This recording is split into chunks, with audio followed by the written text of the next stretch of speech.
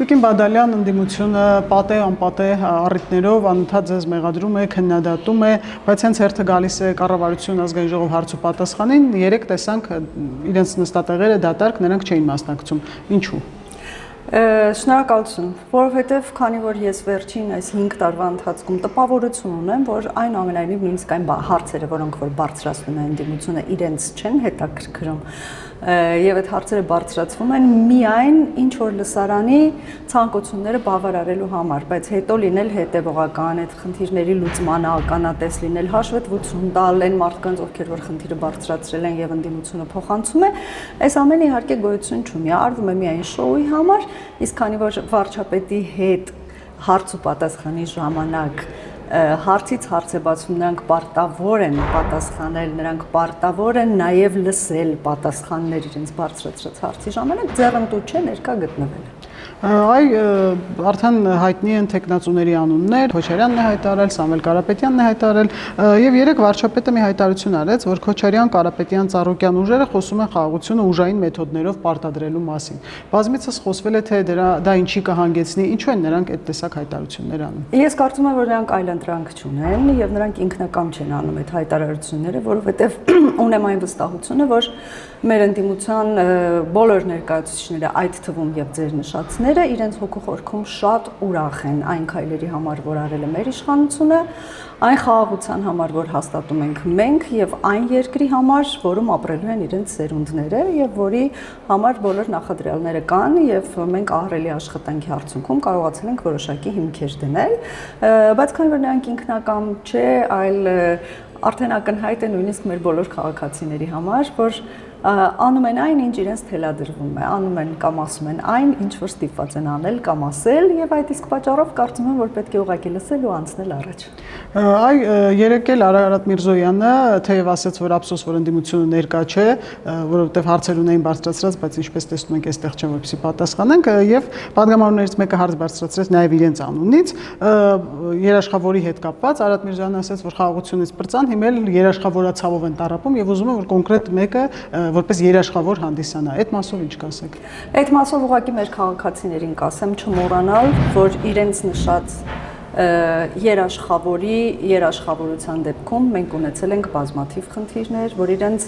նշած կամ մտքում պահած երաշխավորի դեպքում մենք ունեցել ենք պատերազմներ երաշխավորության պայմաններում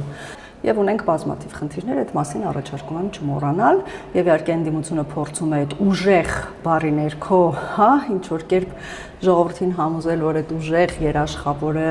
որ այդ ուժեղ բանակցողի դեմս իրենց եւ այլն կարող են բերել ավելի, այսպես արժանապատիվ խաղաղություն կամ ավելի հաստատուն խաղաղություն, բայց հիշելով նախորդ 3 տասնամյակի մեր անցած ճանապարհը, որում բացակայ եղել այդ երաշխավորը, կարծում եմ մեր հանրությունը իր ճիշտ ընտրությունը կկատարի։ Վարչապետը նաև պատասխանելով падգամավորներից մեկի հարցին ասել էր, որ ժողովուրդը պետք է որոշի Լեռնային Ղարաբաղի շարժումը շարունակվում է, թե ոչ, շարունակելը նշանակում է պատերազմ։ Դուք բավականին առիթ ունեցաք վերջին 1 ամսում գոնե, իհարկե մյուս օրերն եք հանդիպել բնակչության հետ, ժողովուրդն ուզում է, որ այդ շարժումը շարունակվի։ Ոչ, մենք շատ մեծ թվով մարդկանց հետ ենք հանդիպել, դրա մի մասն եք դուք տեսնում, եթերում, երբ մենք ամեն ինչ փորձում ենք հրապարակել եւ ես որևէ գեթ մեկ հարց որևէ քաղաքացու կողմից չեմ լսել, ինչու չեք շարունակում այդ պայքարը եւ ինչու չեք պարտադրում խաղաղությունը։ Բոլորը միաբերան շնորհակալություն են հայտնել խաղաղության եւ խաղաղության դեպի խաղաղություն գնալու այն ճանապարհի համար, որը որ ընտրել ենք մենք, նախանշել ենք մենք եւ մեր ժողովրդի աջակցությամբ շարժվում ենք այդ ճանապարհով։ Իդեպ ուժեղ ներկայացող ուժերից ուժեղ Հայաստանի մասին է խոսքը, Նարեկ Կարապետյանը վերջերս մի միջազգային բլոգերի հետ հարցազրույց էր արել եւ այդտեղ խոսելով իր հորեղբոր ԱԱԾ մեկուսարանում գտնվելու մասին, այսպեսի մի արտահայտություն էր արել, որ այնտեղ հիշեցնում է Իոսիֆ Ստալինի ժամանակները։ Ես կխնդրեմ մի թեթև պատմական ակնարկ անենք եւ հիշենք, թե իր հայրիկի ժամանակ ինչպես է ժողովուրդը դա անվանում Ստալինյան ժամանակներ։ Դե իհարկե սա ժամանակներ։ զավեշտ է, որովհետեւ եթե սա լիներ Ստալինի ժամանակները, ինքը չէր ունենա այդքան հնարավորություն ամեն օրվա ռեժիմով անհեթեթություններ ասելու եւ ժողովրդին ինչ որ շատ տարբեր հեքիաթներ պատմելու համար, բնականաբար նա այդ հնարավորությունը չէր ունենա։ Առավելևս չենք խոսում այն մասին, որ թե հեգնանք կա Հայաստանի Հանրապետության ինստիտուտների նկատմամբ, եթե Յոսիֆ Ստալինի ժամանակները լիներ, նրանք չէին կարող սահմանադրության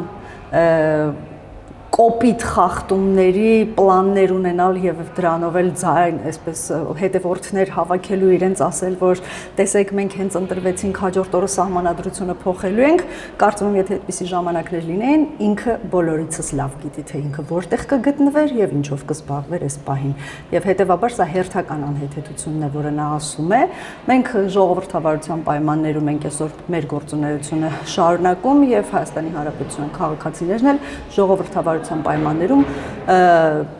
ձևակերպում են եւ նաեւ կազմակերպում են իրենց թե կենցաղը, թե աշխատանքային գործունեությունը եւ թե իրենց կյանքը եւ շատ քաղաքացիներ իհարկե նյարդայնանում են մեր ժողովրդավարության, այսպես շատ լայն շրջանակ մարդկանց տրամադրելուց, որովհետև ազատությունը, որը չի ունեցել մեր ժողովուրդը, այսօր միշտ չի, որ ծառայում է իր նպատակին եւ կարողանում է ճիշտ օգտագործվել, բայց ես դա համարում եմ, որ ժամանակի հարց է, ժամանակի ընթացքում մարդիկ շատ լավ կհասկանան, որտեղ են ավարտվում իրենց իրավունքները եւ որտեղ են սկսվում իրենց ճանապարհին հանդիպած մարդկանց։ Եվ ամփոփելով ավարտվեց ձեր ներկուսակցական քարոզարշավը, մոտ 1 ամիս շրջեցիք Հայաստանի Հանրապետության բոլոր մարզերում, Կիրակի օրը եղաք նաև Երևանում, ինչ տպավորություններ ստացաք։ Ֆանտաստիկ տպավորություններ ունենք մենք, ֆանտաստիկ ուղղակի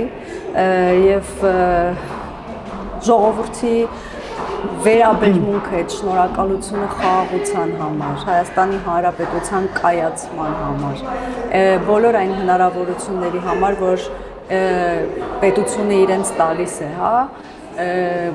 սկսած այդ սուբսիդիաներից, սկսած իրենց մարզերում ստեղծված նոր հնարավորություններից, առողջության ապահովագրություն,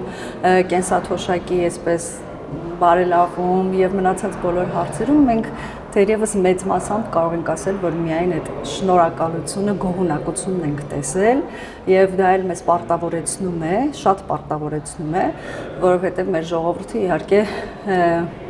ամեն անգամ մեզ շանս է տալիս, որպեսզի մենք էլ ավելի լավ իրեն ծառայենք եւ ես հուսով եմ գրեթե վստահ եմ, որ այդ շանսը եւս մեկ անգամ ես կտրի։ Իսկ ընդդիմադիրները անընդհատ պնդում էին, թե մարզերից եք դուք միայն ձայներ ստանալու, Երևանը ձեզ քիչ է ընտրելու, քիչ է համակրում։ Օրինակ միայն Շենգավիթյան եւ այդ մետրոյով ճամփորդությունը, այսպես ասած, ինչի մասին է վկայում։ Անկեղծ ասած ես դեռ չեմ հասցրել Երևանում իմ թիմակիցների հետ շրջել, բայց մենք նաև արժևում ունենք նման հնարավորություն եւ ել ավելի շատ պատկերացում կկազմեմ, բայց քանի որ ես ինքս ապրում եմ Երևանում եւ ամբողջ օրը Երևանում եմ, ես շատ լավ տեսնում եմ մարդկանց վերաբերմունքը, մարդկանց տրամադրությունները, իհարկե սոցիալական մեդիայի ազդեցությունը մի քիչ ավելի շատ է Երևանում, քան Հայաստանի Հանրապետության այլ մարզերում, բայց միևնույն է ժողովրդի վերաբերմունքը ելի մեծամասնությամբ արտահայտում է գոհունակություն, մեծամասամբ։ Բնականաբար կլինեն դժգոհներ, բնականաբար կլինեն ընդհանուր հոսանքից տարբերվել ցանկացողներ, կլինեն մարդիկ, ովքեր ինչ-որ կապվածություններ կամ կախվածություններ ունեն մեր այս պահի հետ հիմնական ընդդիմադիր ուժերից, կլինեն մարդիկ, որոնք ապրում են չգիտեմ ինչ, այլ պատկերացումներով, այլ երազներով եւ սառը դատել է եւ միմյանց օգնելով մեր պետության ապագան կերտելը գուցե իրենց այդքան էլ հատուկ չէ, ամեն տրամադրություն էլ մենք կարող ենք նախանշել, բայց մեծամասամբ ես միևնույն է կարծում եմ, որ ամեն ինչ կարգին է, մեր ժողովուրդը շատ իմաստուն է եւ շատ լավ հասկանում է ինչ է կատարվում։ Շնորհակալություն։ Ես եմ։ Հավանիչ տեսանյութը եւ բաժանորդագրվիչ նորությունները բաց չթողնելու համար